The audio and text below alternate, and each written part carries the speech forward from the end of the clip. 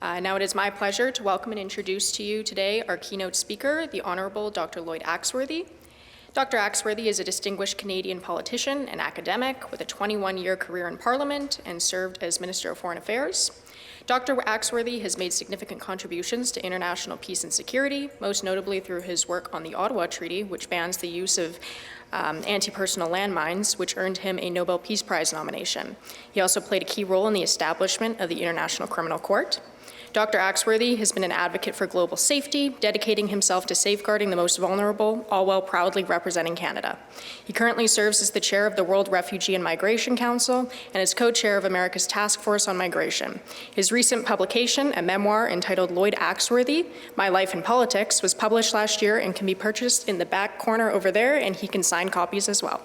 Speaking today on the UN at 80 Reflections, please join me in welcoming the Honorable Dr. Lloyd Axworthy.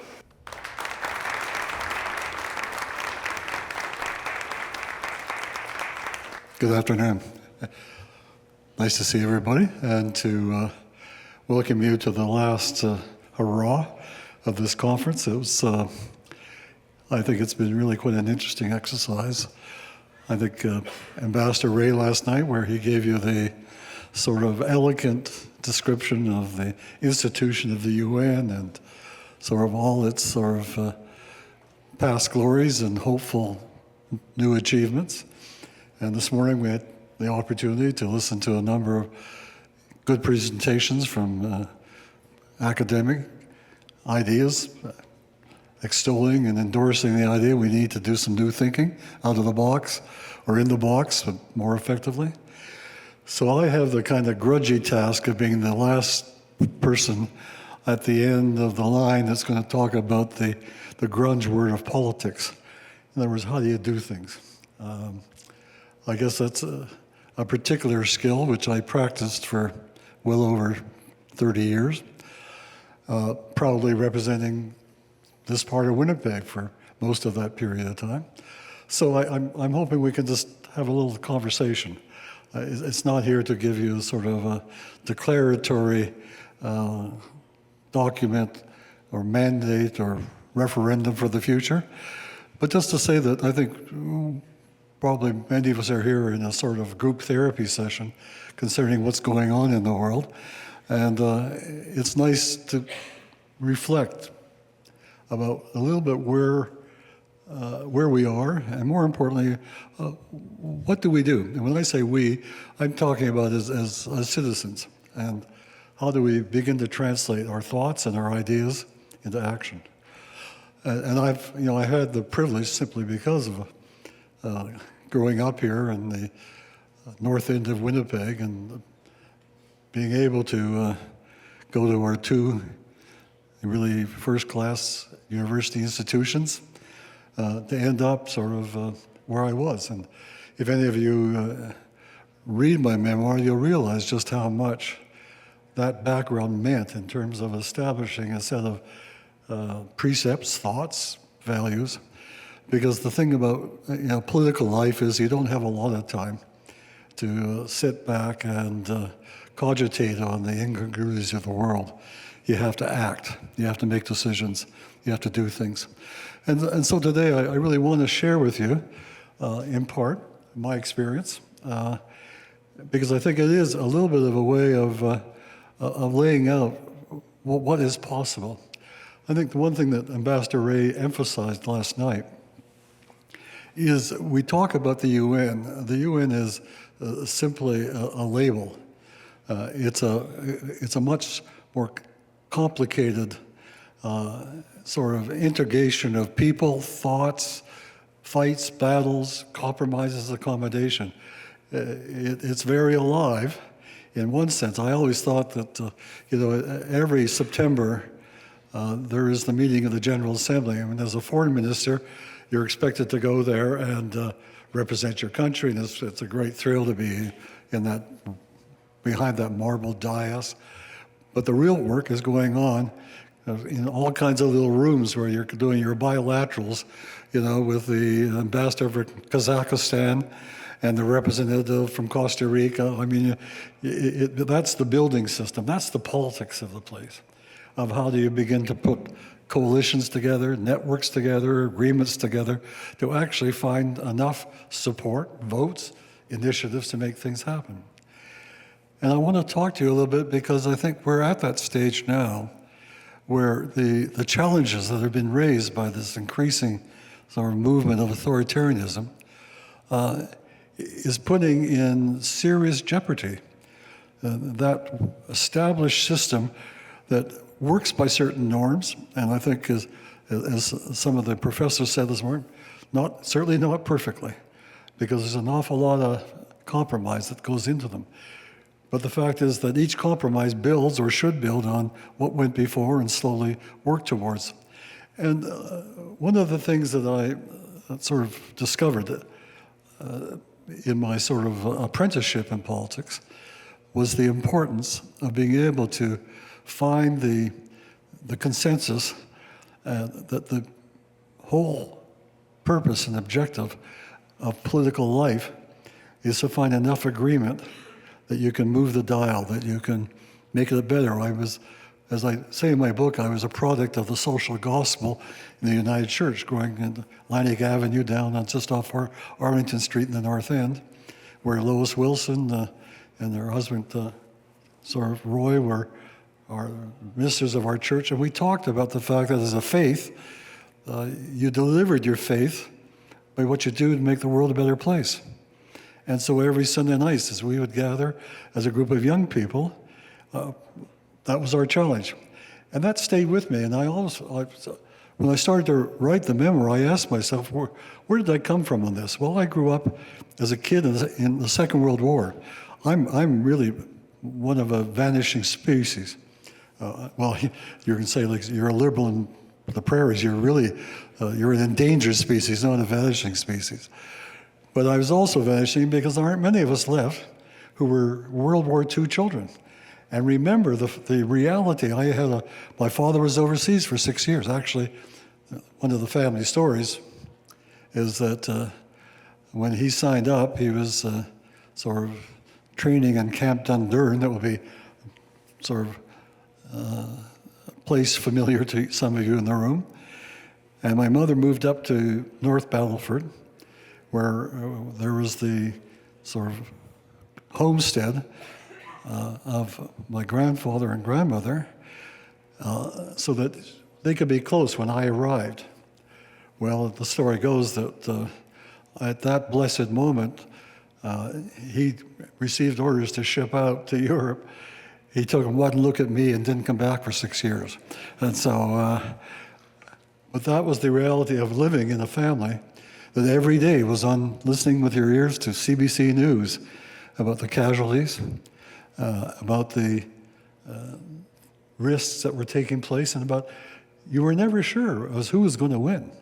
There was a period of time when we all felt that we were on the edge of a takeover by the Nazi, Hitler, fascist groups. And we learned a little bit about what crisis meant and how you cope with it. And I guess that's always been sort of a little part of my DNA, of how do you meet these kinds of issues, not out of fright or anger or even sort of, or what's happening now, a lot of people just clocking out. I must say I get a little irritated when I'm sitting in with a group of friends or at a dinner party and then we start talking about the Trump administration, the people say, I just can't watch the news anymore. Well, that's your prerogative. But if you can't watch the news, then maybe go and help create some news that's better news. And one of my sort of idols growing up when I was doing my graduate work at Princeton was Reinhold Niebuhr, who was in the neighborhood. And it was classic that the world is full. There's the children of light and the children of darkness. And there was a hell of a lot more children of darkness than there was of children of light. But it was only that light that kind of kept the darkness from totally taking over. I mean, I know that sounds sort of a little sugary, but that's the reality. And so when I was able, through a series of successive moves in December of 1995, to be asked to become the Foreign Affairs Minister of Canada, I felt that it really was a fulfillment of something that had started back here in Winnipeg, in this province, and the people who had helped me along the way. And I try to remember the lessons of what it meant to grow up in the north end of Winnipeg, where there was diversity and accommodation and people in need. And what it took when working in downtown inner city Winnipeg as a teenager, doing the street recreation for inner city kids. That those lessons sort of stay with you. They don't leave. And so it's the remarkable thing for me as I look back on it and reflect on it, is I had a chance to do something about it. I mean, that to me is the, I guess if you like, that's the eternal light of a political life. There is a chance to make a change, to move, to alter, to adapt, hopefully on a compass point that has got a direction to it.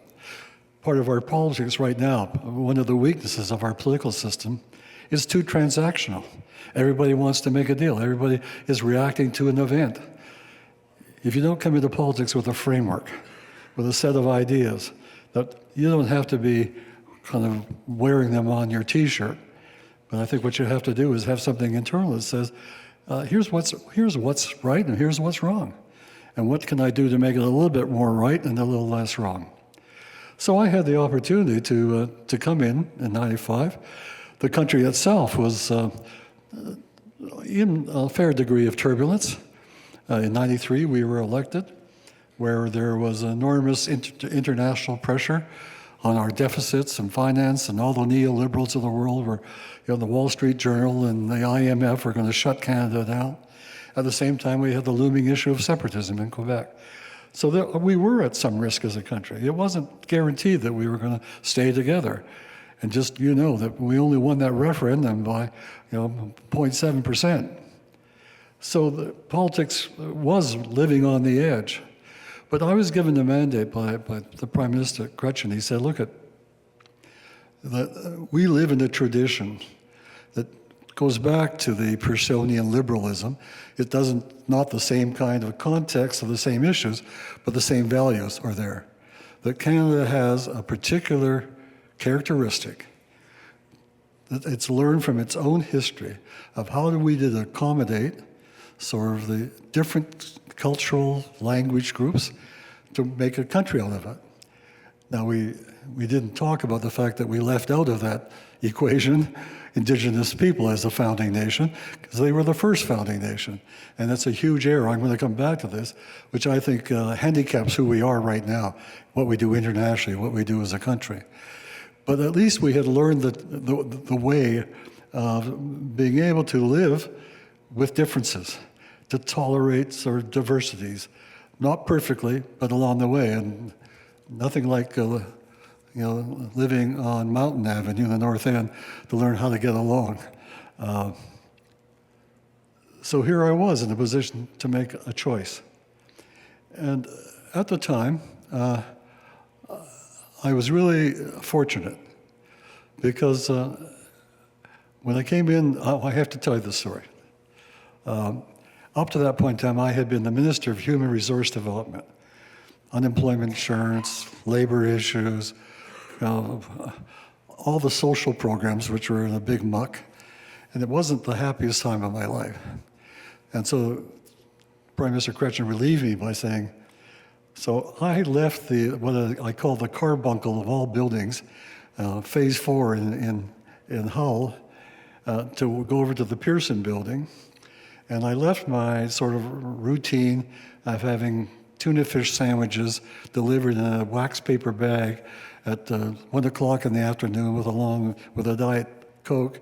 That was my sort of lunchtime where we would do some kicking around of ideas, to move to the Pearson building on the 9th floor and sitting down, and all of a sudden a guy coming in with a suit and white gloves and said, "Which white wine would you like with your salmon, Minister?"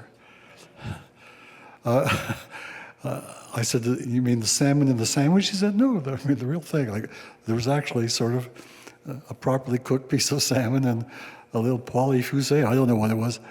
But that changed not just my diet to the better, but it also introduced me to an interesting world where we had cultivated over time a class of foreign service people who had a professionalism and a commitment that was really quite remarkable. And so as a kind of a street politician coming in to work with that group, you began to discover, and this is something I think we've forgotten just how important that kind of public service commitment and morale is. We tend now to treat the public service as something that's something you can increase or cut, but you don't pay much respect to. And through them, they said to me the first thing we had to do was, look, we've been negotiating in Geneva through the UN Conference on Disarmament, a treaty to deal with landmines. And I said, I knew something about landmines because I was in opposition before then. I spent time in Nicaragua and El Salvador where I saw what landmines did to people. If they didn't kill you, they took your legs and hands off. And I said, well, what's the deal? And he said, well, in about 6 weeks, we're going to have a meeting of a number of countries coming out of the Geneva conference where the stalemate was at. The big guys, the big powers that Bob Ray talked about, were simply trying to kind of whittle down any real treaty to be a little incrementally sort of out of the way. But there was a very interesting group of NGOs, of civil societies, of like-minded countries, of institutions like the International Red Cross, who think it's time for a real treaty. Okay? The gathering came, and the same stalemate occurred. The same paralysis that the Security Council faces, because the UN rule was it had to be a total and complete universal agreement. So on a Friday night, just the eve before the closing of the conference, I gathered together with people like Jill Sinclair and Mark Wisdeski, those kind of foreign service spear carriers that I mentioned. And I said, so where do we end sending up on this thing? And I said to them, but before we go to solutions and what I'm going to say Saturday morning to close the conference, I want to tell you that last night, I had my 11-year-old son, Stephen, with me, and we toured an exhibition that showed what landmines were, with pictures of victims and other things. And after about 2/3 of the way through, he said, so that why isn't something happening to help people? And I said, well, that's a good question. He said, well, you're the minister, do something. And nothing like the pearls of wisdom from an 11-year-old son to say, hey, quit moaning or groaning, you've got the lever in your hand. So I said to my officials, what do you think? They said, well, we have an idea for you. Okay, what is it? They said, this would be really cheeky to do. This would be outside the normal UN routines and provincial, private kind of protocols that were governing so much of what we did. They said, why don't you simply get up at the end of the meeting and say, thank you very much for everybody for coming, but I'm inviting you back to come back to Ottawa next year to sign a treaty. It was cheeky. We broke every norm in the book, as the UN thought. But the point was about it is that the night before I talked to the Secretary General of the UN and said, what do you think? This was Boutros-Ghali, who had just started his regime.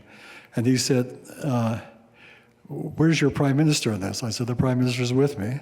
And not only that, he's promised to give me $100 million to make it work. That's another thing you lesson. You want to make a change internationally, you better have some, as we said in the North End, harushi to make it happen.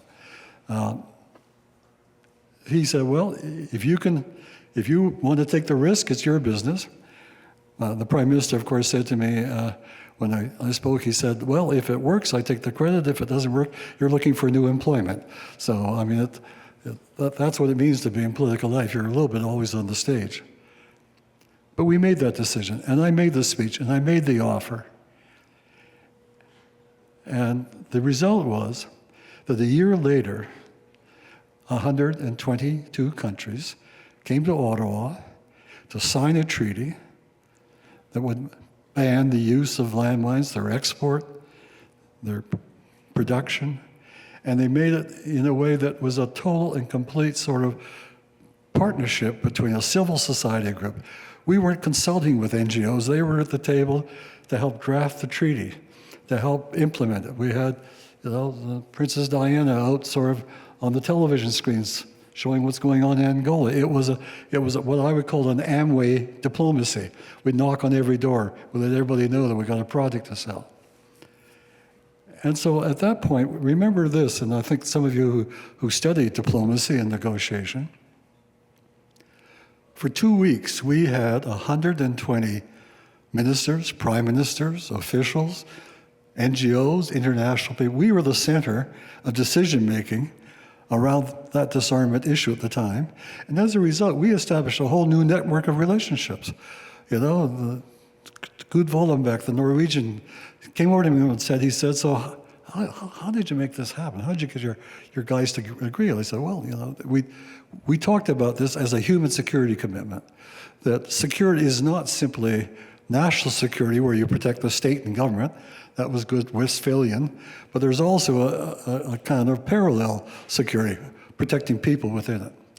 And we began to develop that concept, and the landmine treaty became the sort of the source. And what happened after that was really kind of, I wouldn't say magical, but it set loose a very different diplomacy going on in the world.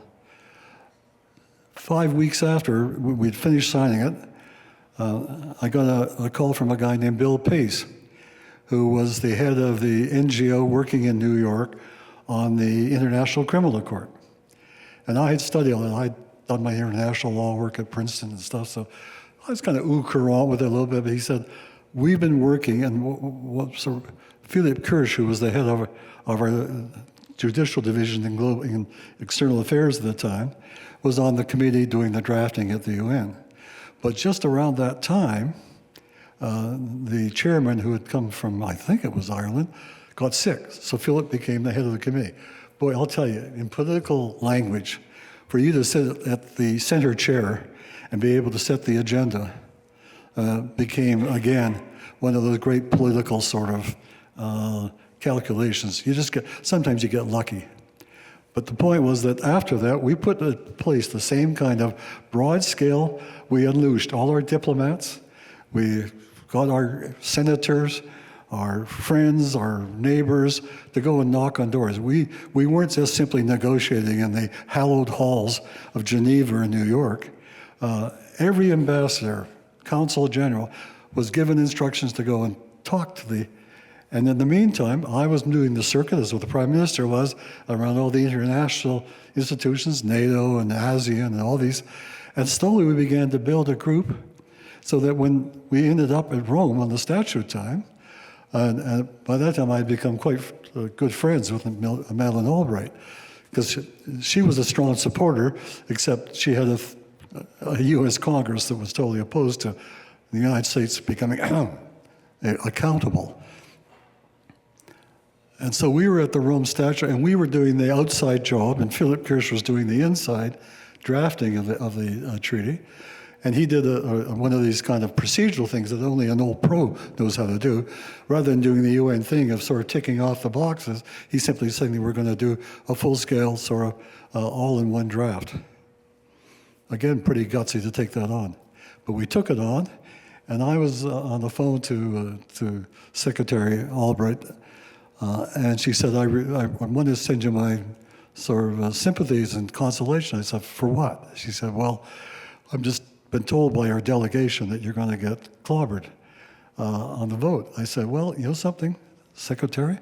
I just went through an election 2 months earlier where I was able to count virtually every vote that I received. And I think I can count votes better than some State Department official in Rome. End result, Roma Statute was passed. The United States was in the august distinguished company of Cuba and, I don't know, you give me a list of other scandals and rogues. And so once again, we said, hey, Canadians were kind of one of the driving forces. We made it happen. We weren't alone. We worked in collaboration with other countries, but we had our spark. And then from there, we went on to the establishment of a child protocol, the protection of child soldiers, which, by the way, we had a major meeting here in Winnipeg. We had 2,000 delegates from around the world come to Winnipeg for a week and a half. We drafted the protocol and it got approved. So step by step, we were showing that you can make changes. You're not going to, I think, Professor, you say you're not going to change the Geneva Convention, but you can certainly build some steps towards the principles and the values that is inherent within it. And to make the final point, because I'm sure you might have some questions, the biggest step came in Kosovo. And that was the place where the human security idea really had the major test. Because the commitment we would have to make as Canadians is, were we prepared to become involved in a military action to protect against what was happening with the ethnic cleansing, the exterminations. But we were, at that time, by the way, surprise, surprise, we were on the Security Council. I had become president and sat there. That, by the way, is a real thrill to sit in that chair and kind of think you're going to gavel on the world for a month. But we could not get the Russians over the veto for an action. So we went to NATO, and NATO approved, and all of a sudden the call was there. Were we prepared to make a judgment that we were going to ask our men and women in our armed forces to take a risk, and at the same time put other civilians at risk in the countries themselves? I talk in my book, you'd be interested, about having a long afternoon discussion with a guy named James Christie, who was the minister in the United Church I went to, about just law. Going back to way, I know that sounds arcane, you're going to talk about just law, even in 1999, but that was the reality, that's what we did. And we decided to do it, and it became an example that human security isn't just sanctions or diplomacy or naming or shaming. At some point, there's just some batty guys who you have to stop. And that's where I think we made that commitment. We passed that Rubicon. And I remember once we did that, I went to give a talk at Trinity College at the University of Toronto. And there was a well-known political scientist, you would probably know him, who wasn't a big fan of mine. Because as I finished my talk about human security in a modern world, he gets up and he says, well, yeah, maybe human security works in practice, but does it really work in theory? I mean, that really threw me off. I mean, I've been spending the rest of my life working on the theory of it. But here we were actually in a place that because of the Kosovo thing, we understood that you can't have ad hoc preventative actions. And that's what led me to set up the Commission on Sovereignty and Intervention, which ultimately came with the whole proposition of responsibility to protect. And that became the mantra. And by the way, approved by the Security Council. People haven't talked about it. The Security Council approved it. Even the Russians and the Chinese abstained, and they said, we will approve the application of R2P as long as it doesn't get into a regime change. Well, naturally, within 4 weeks, we were into regime change discussions. And that really put the R2P sort of on the sidelines, plus the fact that we had the 9/11 attacks and people's priorities changed. But the R2P is still there. It's still a protocol of the Security Council. And it still has resonance because people are using it. Often they don't use the name, but they're saying the international, look, here's the essence of it. If a government is not prepared to protect its people, or can't protect its people, or itself is the predator, the international community has a responsibility to protect. And I think that equally applies not just to issues of security or violence, it has the same kind of obligation going with it on climate. If you are committing the risk of destroying people's lives, there is an international responsibility to help protect them. Today's world, where 1 million people have been murdered in Sudan, and as Bob Ray said last night, and what we're talking about is how do we get our diplomats home? We're not exercising that anymore. Canada has lost its mojo. It's lost its feeling that these are things that we can make happen. And so I'll come to the conclusion, but we can discuss it further, is that how do we restore that? Well, the weakness we have right now, frankly, is it isn't what we do at the UN, it's what we don't do here in Canada. That we have spent the last decade and a half cutting back resources for diplomacy, for defense, for security, for climate. We're just not engaged. Right now, Canada even doesn't attend the discussions on nuclear disarmament. We used to be the leader. We don't go anymore. We've cut back on the peacekeeping, where we at one time were the leader. We now have, 27 people as peacekeepers around the world? We don't talk about it. We have cut back on our ODA. We're way behind on our basic standards that Mike Pearson said at 0.7%. All gone. Because we've kind of lost a sense of how important it is what we do as a country internationally to support and buttress and reinforce the protections and the institutions that keep the place reasonably stable and secure. We've become sort of a little too myopic, a little too much looking inside, a little bit too much working about what's going on inside the canalway or what premiers are bashing the Prime Minister and vice versa. And it's that myopia that I come here today to appeal to you. There's an election coming up in the next 5-6 months. One thing, elections are oftentimes just sort of kind of commedia dell'arte. Other times they really make a difference. This election is going to make a difference. There's going to be real choices for Canada, and we're going to have to put the responsibility back on those who are going to be the political leaders to set forth an agenda for this country. What do we do about Donald Trump? Well, I said I gave a talk last Monday night to the CIC in Ottawa. I said, if I was giving advice to the Secretary or Minister Joly, I'd say, forget Washington this week. Go visit Greenland and Panama and Mexico. Start developing alliances and commitments and relationships with other countries who are under the same kind of risk. Build the same kind of, we did our own multilateral network in the human security days. Let's start rebuilding that around climate. Let's start rebuilding it around human rights, around migration and refugees. There's all kinds of things. And it takes me to the last point. I was listening to Professor Gunn talking about the role of Indigenous people. Well, if some of you read the book, here is that my last chapter is how do we restore the Indigenous people of Canada to be a founding nation of Canada, and therefore give it the rights to be actively with the justice system and education and other areas. We're doing pretty well incrementally, step by step, but it's very slow and arduous. And I go back to what Phil Fontaine and Kathleen Maloney did in front of the Senate in 2015, said we committed a huge error in 1867. We can never be a whole country living with a lie. We have to correct that lie and all of a sudden open the doors for participation for our Indigenous community, not only just in terms of what the capacity they bring to what we do domestically, but what we do internationally. And the whole issue of letting loose in a world where there's over 1 billion recognized Indigenous people in the world.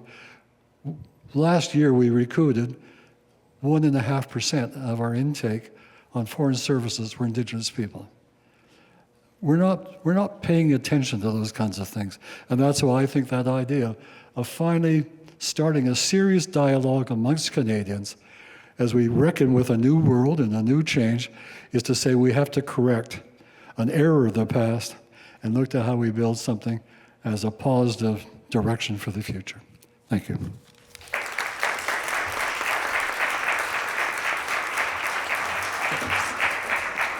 So thank you, everyone. You've given us a lot to think about, and I'll just remind everybody, Dr. Axworthy has his book on sale there in the back, and he said he'd be happy to sign some books, so we'll make sure we make some time for that. But I get to have a conversation, ask you a few questions first, and then we'll open it up to the public.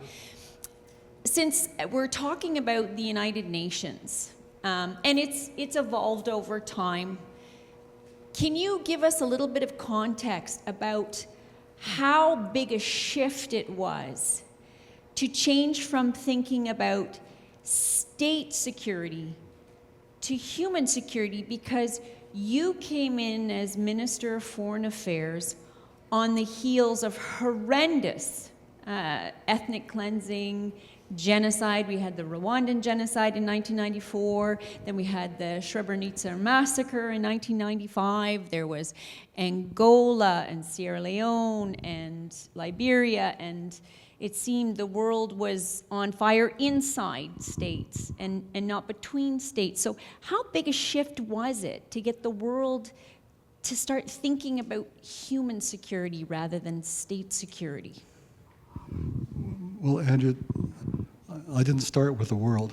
I started with Mozambique, or I started with Norway, or I started working in the Commonwealth. In other words, put together, I mean, as you do in political things, you put step-by-step coalitions together. You get agreements. The one thing that we did differently, and that caught everybody by surprise, is that we became full partners with civil society. It was no longer treating civil society as to be consulted, to give ideas, to advocate. We actually said, we sit down at the table and we plan together.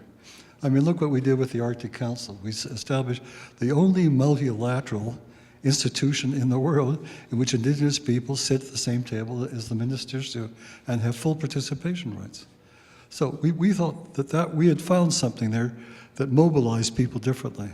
And it was in a large part that kind of grassroots, if you want, community-based pressure that forced a lot of governments and ministers to stop and take account. I recall once one of my colleagues from Europe told that the minister from blacking it out is on the phone, and I said, okay. I said, yeah. He said, stop the faxes coming. Those were the days we had used faxes. I said, what do you mean stop them? He said, well, all the members of our parliament are just getting besieged by all these faxes coming in saying you have to support the landmine treaty. And I said, well, I got news for you. Number one, I wouldn't do it, and even if I could do it, they wouldn't let me. And so we had mobilized a very large public engagement. I mean, that's one thing we don't treat as well. And we've fallen a little bit back into the idea that civil society is people who you can talk to, you can meet with, but they're not part of the solution, they're not part of the planning or the design. So that was one, I think, major thing. And the other point was what you put your finger on. Again, politics is not always just a well-designed plan. You have to get lucky at times. And what happened was that we had change in two governments. At the early stages, the UK government, very conservative, and the French government, very conservative.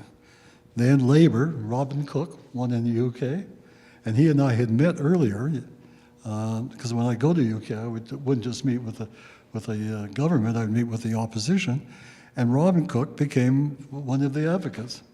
And then Hubert Védrine in France, the same thing. So of that great power crowd, two of them pulled on side of the treaty. And that changed the dynamics in Europe. So all of a sudden, there was a little bit of a kind of a snowball effect that began to take place.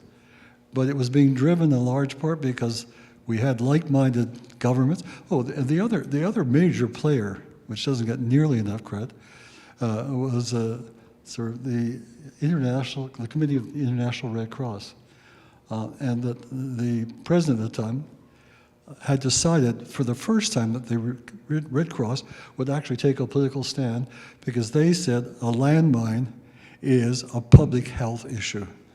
It destroys more lives and maims more people. So we changed the debate. We weren't simply arguing about this in terms of disarmament language. We started arguing about it as a public health issue. And not only in terms of the direct destruction, but the fact that landmines would stay around for the next 70 years and keep killing people who happen to walk off the wrong pathway or into the wrong field. And so the combination of that coalition, and we all got, this is kind of crazy, but we brought all these groups together in a little sort of fjord in a place called Lison in Norway, and the Norwegians put on a really nice dinner. Their wine was pretty good, and we all adhered. Civil society, 12 governments that were there, 4 or 5 big international institutions, to the liaison agreement committing to these 5, 6 principles. And then we went to the UN and made it work. We became one of the most probably persistent and pesky multilateral groups inside the UN. And that was a Canadian-Norwegian sort of partnership along with civil society that went from there right through to 2000. You talked about the responsibility to protect, which was a new way of thinking about when to intervene, and also a duty to prevent, a duty to react, and then a duty to rebuild. And Canada was very much on board on Kofi Annan's plea to prevent a genocide happening in Rwanda and Srebrenica. And Canada helped set up as you mentioned, the International Commission on Intervention in State Sovereignty. And not just help, we did it. Yeah. We paid for it. And when I spoke to Kofi Annan, I said, this is what the cabinet gave me authorization to do that. Mm-hmm. And when I spoke to Kofi Annan, he said, don't go through the UN. You're going to get all the kind of malingerers joining. Do it outside, but I guarantee you that when we start doing the reform package, the results will be within it. And mm-hmm. he was true to his word. So in 2005, it was endorsed by the Summit of Leaders in New York.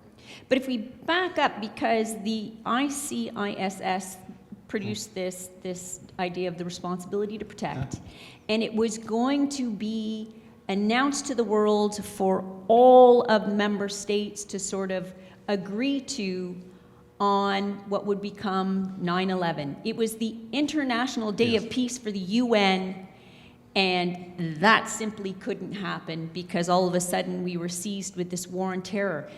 How did you keep momentum so that in 2005 you could have that World Summit and could have it signed off, because the world had shifted dramatically towards terrorism? Well, I think, part of it was that the unit inside external affairs that had been the sort of proponents, and the same group cast of characters I talked about that did landmines, did international court, was the same group I worked with on the commission. They changed their motif. The other important point was the Prime Minister really liked the idea. My successor didn't. I mean, he was a trade guy, he wasn't interested in all that stuff, but the Prime Minister did. And so they kept working at it at that kind of Amway level, knocking on doors, going to meetings, saying we have to find some way of stopping this kind of random violence against civilians. And Alan Rock was our ambassador at the time. They had to get into a tough negotiation, and there's no question that they weakened some of the real elements of R2P. But nevertheless, it was a start. And I was going on the basis that, if you can put your foot, that's an old political, if you get your foot in the door, maybe you ultimately get the vote. And we were putting our foot in the door. And that's it. Sometimes it's a gain of interest, sometimes a gain of feet, but that was what we were doing. And I think that carried right through until a new government came in, and they just basically erased R2P from the lexicon of Canadian diplomacy. It was operationalized, though, for the first time in 2011 against Libya. Yeah. Based on the success or failure, depending on your point of view, do you think the responsibility to protect will come back in the future, or did that mission, which was to protect Libyan citizens from the air, from the sea, but not on the ground, and with we had no finger to put on, well, who is going to be the new government in Libya? That was the fatal mistake. That's when we moved from protection of civilians to regime change. And that's what sort of totally scuppered the abstinations of China and also some of the other countries who said, we don't, at this point, want the UN coming in and telling us who's going to govern. And just like we don't like doing it right now when we've got, what's his name, telling Canadians who should govern. But the compromise took us to the point where things happened afterwards. The same thing was being applied in East Timor. Kofi Annan applied the same thing in the Kenyan election, intervened. I mean, it began to show some feet, some traction. And then, I mean, we got hit. I mean, frankly, the Canadian government of the day basically withdrew from the field. They no longer showed any interest in that idea and just dropped it. It wasn't even allowed to be mentioned. And so, if you don't have champions, if you don't have countries or governments or individuals or others pushing for change and reform, it's not going to happen. And so you get back to the transactional diplomacy. And that to me was, that was the beginning sort of Canada's withdrawal from active participation in setting some new standards and institutions. I do want to open it up to the public, but I do want to ask you a little bit about the UN Security Council. Canada has served 6 terms on the Security Council, and we were quite proud of the fact that it worked out that it was almost once a decade until our last term in 2000, the sort of 2000-2001 term.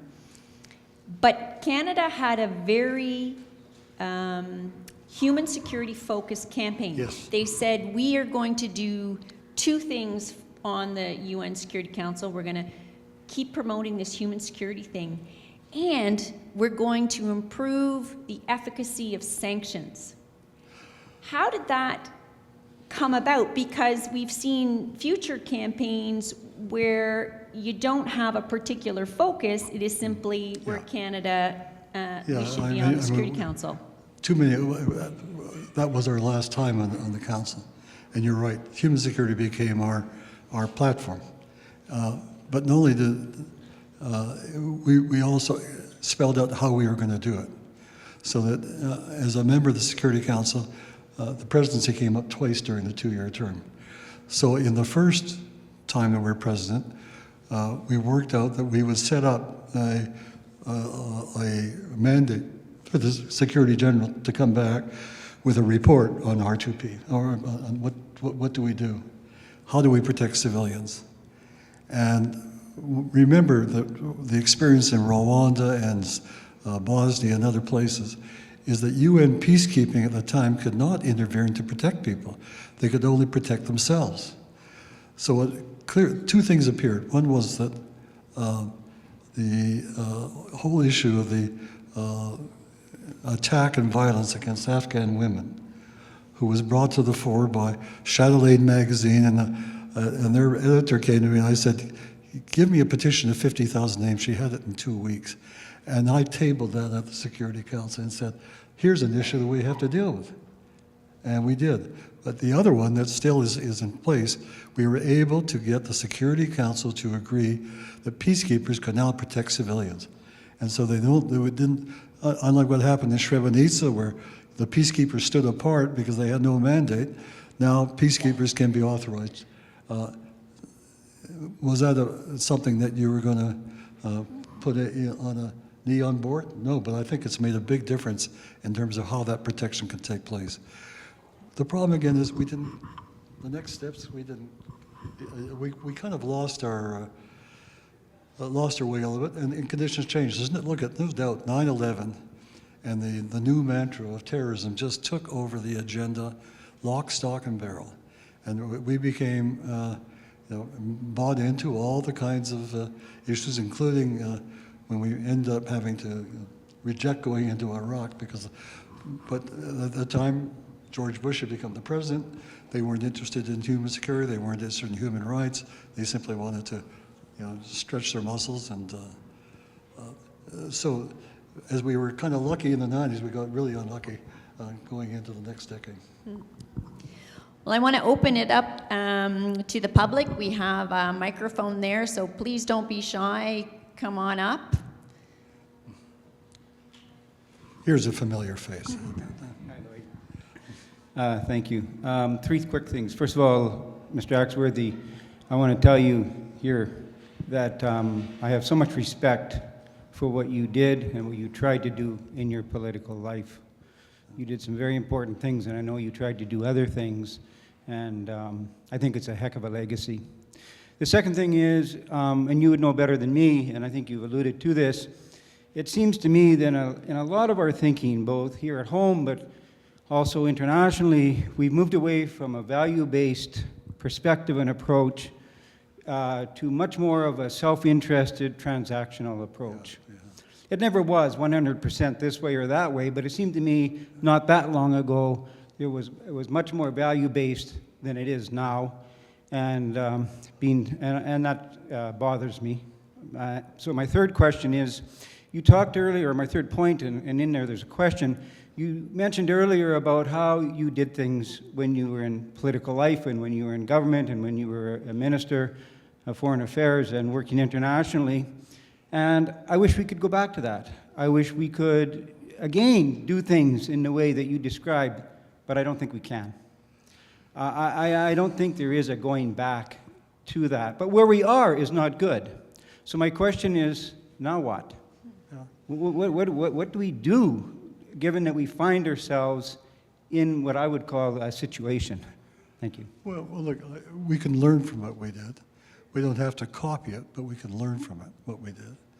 And what we learn is that we still have a capacity in collaboration to do sort of collective initiatives that can change certain institutions, standards, requirements, or even just propositions.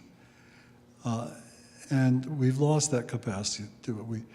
Partly because we no longer have the same skills that we once had. Look at,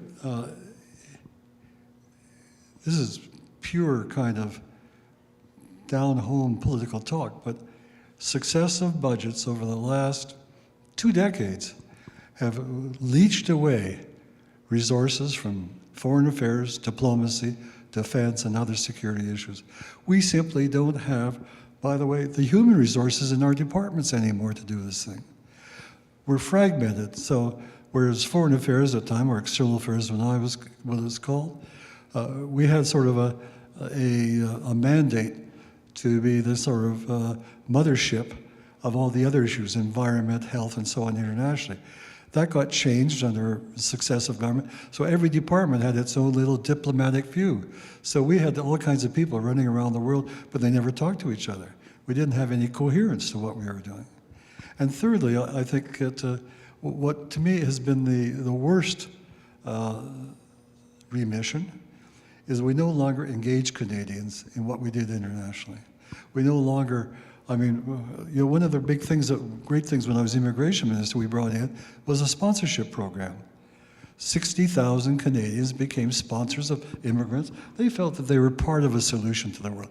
They weren't being talked to, they weren't being given, there's probably several of you in this room who were able to use sponsorship as a way of helping a refugee family to integrate into the community. We don't do that anymore. We stopped. Why? Because Treasury Board said it was too expensive, and furthermore, the paperwork that was required basically scared off so many sponsors because it was just becoming too complicated. So but we also, I mean, one of the things that I was proudest of as a foreign minister is I introduced an internship program that annually enabled 2,000 young men and women at universities, colleges, and other places to spend time working in an embassy, working in Ottawa, working with an NGO, working on a project somewhere else, so that all of a sudden you had 2,000 young men and women, plus their families and their neighbors who said, hey, they're off doing something for this country. They're off doing something really good for this world. And that was building up a constituency in the country who cared, who had some skills, and who were engaged. We don't do that anymore. We turned the tap off. Foreign Affairs is now back in the hands of the people in the corridor. We don't even have, and I think, I mean, I defer to you and your colleagues. We don't even have the same engagement with the academic community we once had. I mean, when I was in foreign affairs, I had my own think tank inside the department, which would reach out. If I thought there was an issue in North Korea or stuff, I'd say to Steve Lee, who was the head of it, hey, contact those people. I'd read something in the newspaper and say, gee, I hadn't thought of that. Let's call them up and invite them down and have lunch. So all of a sudden, we were engaging a lot of different Canadians in what we were doing internationally. We don't do that anymore. You know, and even the kind of the media atmosphere in Ottawa, if you watch, I don't much anymore, the so-called public affairs shows, who are the spokespeople on those shows? They're lobbyists. It's extraordinary. I go there and they say, well, we're having the issues panel today, and this one is from public affairs, and this one's from global affairs. I mean, everyone is there. Nothing wrong with lobbyists, except they have an agenda. They're not there to talk about the public interest. They're to talk about their client's interest, which can be okay. I mean, I never didn't get bothered by somebody tell me what the oil company should do. I didn't pay a lot of attention, but I listened. But right now, they have access to the media, and they become the sort of arbiters of what we think. So I think we've kind of lost a little bit of that sense of involvement, even our political parties don't do it anymore. And I'm not being nostalgic, but when I was the foreign affairs critic prior to the '93 election, Gretchen said to me, look, I want you to go across the country and engage liberals in discussions on the UN, on NATO, on peacekeeping, on foreign aid. So I organized about 8 different meetings across Canada that would involve not just liberals, but we would invite all kinds of people to talk us. So when we came into power, we had a pretty good sense of what people wanted. If I may, in that poster in the back there from 1997, nearly 30 years ago, you were the keynote speaker as Minister of Foreign Affairs. Oh, how about that? We've never had a Foreign Affairs Minister come back, try as we might. Well, But I think I'm that sorry I'm an speaks ex-minister, but it's like returning to the scene of my crimes. Yeah, that kind of thing. No, but I mean, it speaks to your desire to reach Yeah. out to people and reach out to students and faculty and the public. Sure. Well, I mean, that's why I think, if I can just make a comment, this is, I think, why this weekend that you've held these meetings are really important. Because it doesn't happen often that people have a chance to sit down, listen, talk, engage, sit over coffee or sandwiches and talk about these things and start. I mean, the whole idea is that our international obligations seem to become austere and arcane and only available sort of at certain levels. It starts here, and it starts in the constituency. I mean, I would come back in Winnipeg, Fort Garry, and the Winnipeg South Centre and say, hey, what do you think about this? I'd send out newsletters and I get 700 people coming back saying you're full of, you know what? That's fine. I'd say, but what do the other 5% think? I was always very judgmental. But those are things that you can get. I mean, the one thing I have found, and I'm doing it now, is I've been out sort of proselytizing on my book. I've been in a lot of different venues, maybe about 15 different places, where I've met with Canadians who are wanting a change, but they want a constructive change. They don't want to make it negative. And to me, that gives me a lot of heart and encouragement. Please. Hi. So, unfortunately, one of the key parts of Canadian foreign policy is our U.S. allyship, and recently we have seen sort of a public breakdown of what was sort of a very key allyship with the Canadian crawler or what have you, with sort of annexation and tariffs, and we've sort of seen that public breakdown, and I just wanted to know, like, when you're the Minister of Foreign Affairs, just how key was it to you to ensure this allyship, and moving forward, how would you sort of go about solving it? It was certainly a different time, but Madeline and I became very good friends. We just hit a good spark together. So what would happen, for example, is that we took a very different position, say, on Cuba. We had direct diplomatic connections because we wanted Cuba to be asked to rejoin the OAS, the hemispheric area. So Madeline was faced with a guy, a senator from North Carolina, who threatened to stop financing the State Department if they had any new sort of reconciliation with Cuba. So I was her eyes and ears into Cuba. We talked a lot about what we thought. And we could do something for the Americans government at the time that they couldn't do for themselves. And we found that on several other kinds of occasions. So we worked hard at it, but we also retained a sense of independence, that we could make up our own mind, and that, I think we've become far too sort of dependent. Mike Pearson said that about 75, 80 years ago. We cannot be an independent issue if we become over-dependent on the United States, not just in trade and economic terms. And actually, this is really, in 93, again, Gretchen asked Roy McLaren, who's the trade critic, and myself, to come up with a paper on what we should do in terms of our involvement in the hemisphere, the Western Hemisphere. And Roy McLaren was a down-on-earth neoliberal. I mean, the market solved everything.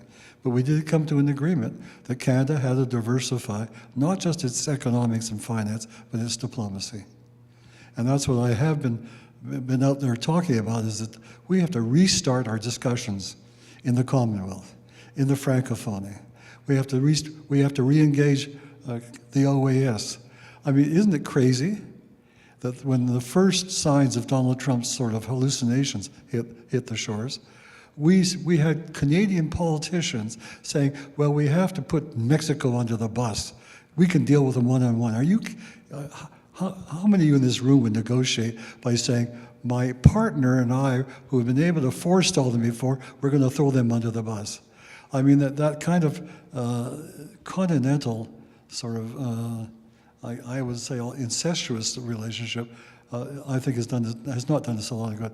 There's just too many institutions, businesses, organizations, people, too many snowbirds maybe, that just kind of think we have to ask how high when we're told to jump. And I'm an outlier, I agree, but I was very clear that I really believed that we had an awful lot to offer on our own. And so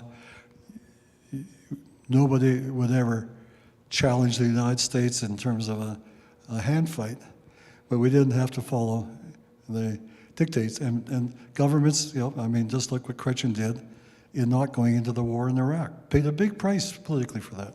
The Republicans never forgave them. Well, but we did it, and Canadians were proud of it. Thanks, Dr. Axworthy. I want to say I showed some of my students of Canadian foreign policy and BU the proof clip, and I gained a lot more respect for Prime Minister Chrétien and for you through that. I want to build on what you said before, your earlier comments, the answer to the last question about Canada pursuing renewed multilateral ties. Yeah. To face the threat of coercion we see from the Trump administration and other issues. I'm wondering if you could tie that into the United Nations, because we now see, even though the U.S. had a limited or caveated engagement in the UN, they still seem to see the value in it, even if they stood aside sometimes. Yeah. Whereas with the current administration, we see what could be almost a full-scale withdrawal, but not in a convenient isolationist way, in a activist, transactional, coercive way. So if you could talk more about what Canada can do, but also what's the implication to the UN when now 3 out of the P5 have, let's say, serious skepticism of the principles behind the UN potentially. Yeah. You know, one thing I'd really recommend, if I could, but for students and teachers, I've become really intrigued by going back to read George Kennan's Strategy on Containment, which was issued at the beginning of the Cold War, dealing with the Soviet Union, said, you don't have to brush block, but respond to everything they do by pushing back, moderating. Don't let them get away with anything. Just be really, but you can only do that in collaboration. You have to have some partners. You can't do it by yourself. And that's part of the Trump agenda, is to split and divide. And that's why I said, our foreign minister should be in Mexico City right now, and in talking to the Danes in Greenland, and putting together a little group and saying, okay, the UN's coming up with some General Assembly. Let's start putting some countries together and start pushing back. Americans are beginning to push back. I mean, Trump thinks he got a massive victory, but he won by 1.5%. The Democrats are demoralized, but maybe if other countries start showing a little bit spritz, it might sort of lift their spirits a little bit. So I'm not despondent about it, but I just think we have to we need a little kick in the pants in this country to kind of get ourselves remobilized and rethinking. And I think you're right. We need to do some really rethinking of how we do things, what we stand for.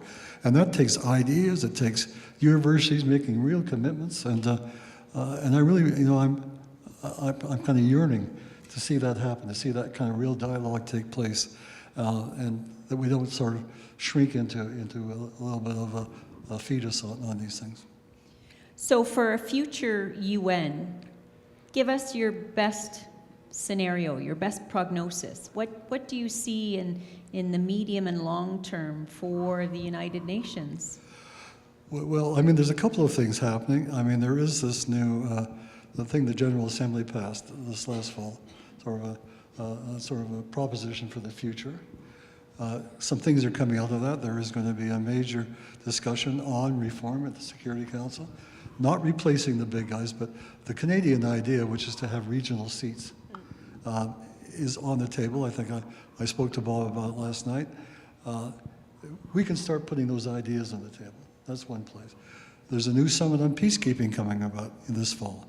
We should be there and talking about are we going to become peacekeepers or not? Let's quit living with the old myth that we were the leader. We now have 27 peacekeepers in the world out of 60 or 70,000 at the UN.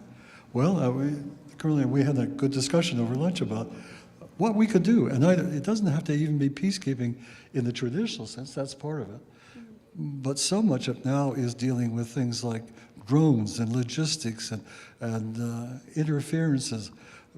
We could provide an awful lot of capacity to other countries who don't have the sophistication or the know-how that we have. And I think we could really become leaders on things like water. How many in this room know that the federal government established a new water agency in Winnipeg? But do we also know that it doesn't have an international mandate? And what could be more important than to have a water agency doing training and research and proposals on how to deal with fresh water, which is the more important commodity than oil in the world today, and bring countries from around the world to just learn, teach, understand. All of a sudden we become a leader again. But the mandate they got from the legislature is that you can be in Winnipeg and you work on experimental lakes, but don't stick your nose above the parapet. Maybe we can finish up, because I know people want to get you to sign their book, and they want to have some time with you. So I'll leave this as sort of the final one, and then I'll invite Dr. Heidi Marks up to the podium. But we have students, and they are really eager to work for governments to make a difference in the world. You've worked with people all around the world, public servants, NGOs. What's your advice to them about how they can, grab the attention of people like you and give you what you need to be able to further the agendas? First, don't rely on me. I'm an old guy, for God's sake. I'm waiting for the new generation.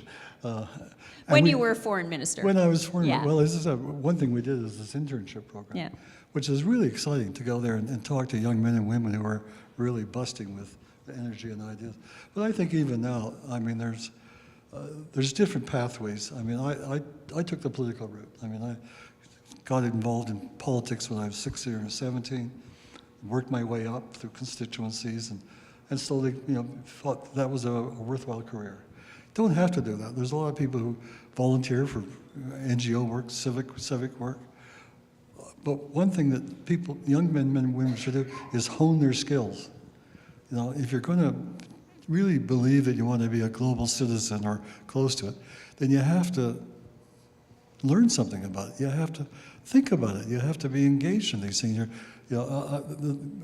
I have a huge anathema, and this may sound like I'm making a comment on liberal leadership. I'm just kind of tired of people who decide that they're going to come charging on a white horse to save the country. I was an apprentice. I worked my way up, and eventually I got myself elected and had the benefits of that for 27 years. And I'm not saying you all have to kind of, run for office. All that's not a bad idea. It's a crazy life, but the time you're in it, there's just nothing like it. It really is. It's got lots of charge to it. Not so much charge when you lose, but that's the risk of the game. The second thing I would really do is that I would force an awful lot more pressure, I guess, on our institutions to show a sort of some activism and some engagement. And when I was president over at the other institutions, I mean, one of the things I really enjoy watching is how we started, as you know, a fairly major involvement in inner city Indigenous students to come in. So much of that was really hosted and mentored by our students at the university themselves, who kind of thought that this is another way of helping to change the world a little bit.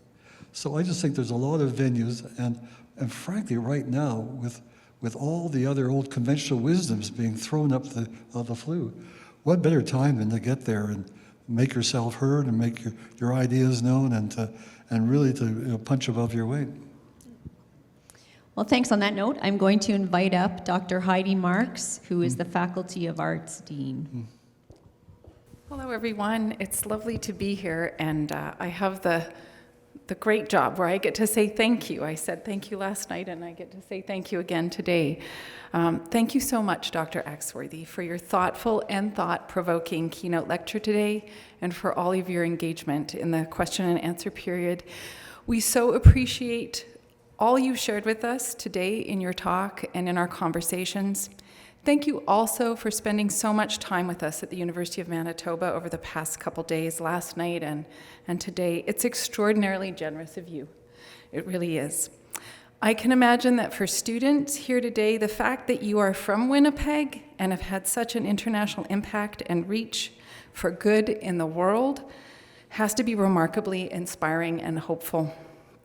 And I think it's important for the young people in this room to hear about how the values you committed to roughly at the same age as they find themselves now, have informed your life's work until the present. As both you and Ambassador Ray noted in our time together over the past 2 days, we are in a precarious moment, and your commitment to values and action has been salutary for everyone who has interacted with and listened to you, so thank you so much. I also want to thank all of our sponsors for the conference, for their support for the conference, and also thanks to all of you who have attended both last night and today. This is, as we've noted, the 40th anniversary of this conference, and I think it's really wonderful and fitting to have Dr. Axworthy back after so many years. And I also want to say a final thank you to Andrea Charron and all the students who helped out. It went off without a hitch. It was beautiful, seamless, and really rich and engaging, so thank you. I know you put in a lot of work. So thanks, everyone. Have a good day.